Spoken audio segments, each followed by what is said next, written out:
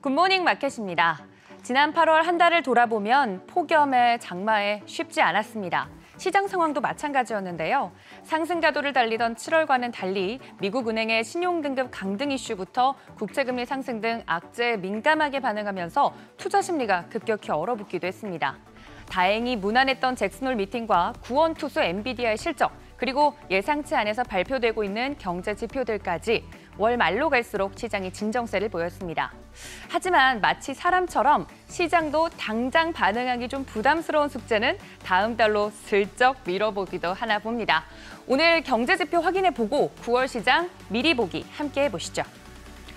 오늘 시장이 주목했던 경제 지표는 미국의 7월 개인 소비 지출 가격 지수와 또 신규 실업수당 청구 건수였습니다. 하나씩 살펴보겠습니다. 물가와 고용 두 축 중에 물가 지표 먼저 볼까요? 이 변동성이 컸던 이 에너지와 식료품을 제외한 7월 근원 개인 소비 지출 가격 지수가 지난해 같은 기간보다 4.2% 현재 올랐습니다. 월스트리트 저널이 집계한 시장 예상치에 부합했는데요. 에너지와 식료품 가격을 포함한 7월 PC 가격 지수는 지난해 같은 기간에 비해 3.3% 올랐습니다. 전월치인 3% 상승보다 상승폭이 조금 가팔라진 수치인데 연준의 물가 상승률 목표치인 2%를 여전히 상회하고 있는 모습입니다. 7월 개인 소비 지출 역시 전월보다 0.8% 증가하면서 미국의 견조한 소비력을 보여줬는데요.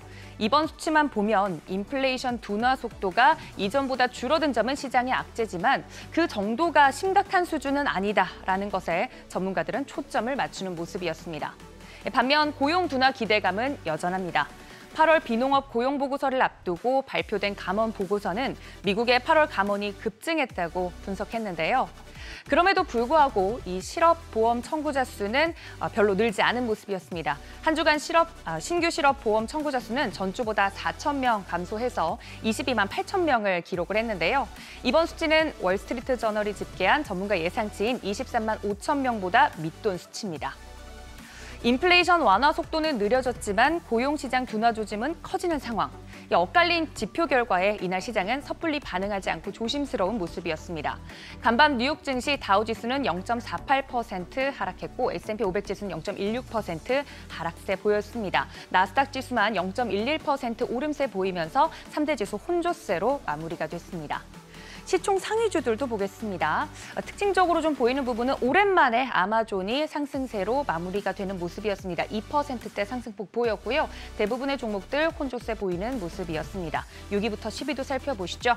테슬라 0.46% 상승을 했고 메타도 0.27%, 일라이릴리가 1%대 상승폭을 보였습니다. 지표에 즉각적으로 반응했던 건 역시 채권 시장이었는데요. 특히 통화 정책에 민감한 2년물 국채 수익률 보시면 장 초반 변동성이 좀 컸다가 4.8%대로 마감이 됐고 10년물은 4%대 초반까지 내려오면서 전반적으로 진정세를 보였습니다.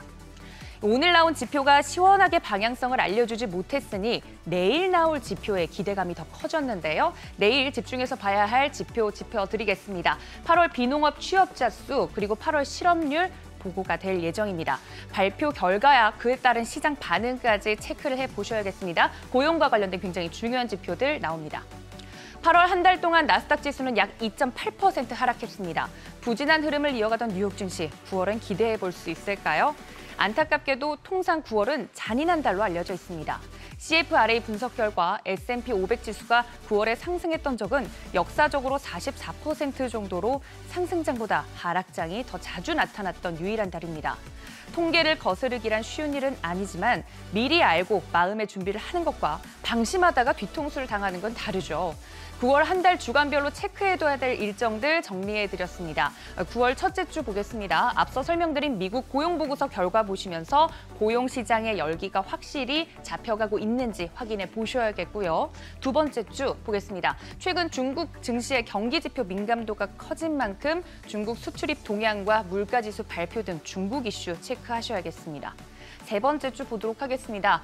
물가 관련 지표 대기하고 있는 모습입니다. 미국 소비자 물가지수가 둔화 혹은 진정되고 있는지 확인하셔야 그 다음 주 FOMC 회의 대비가 될 것 같습니다.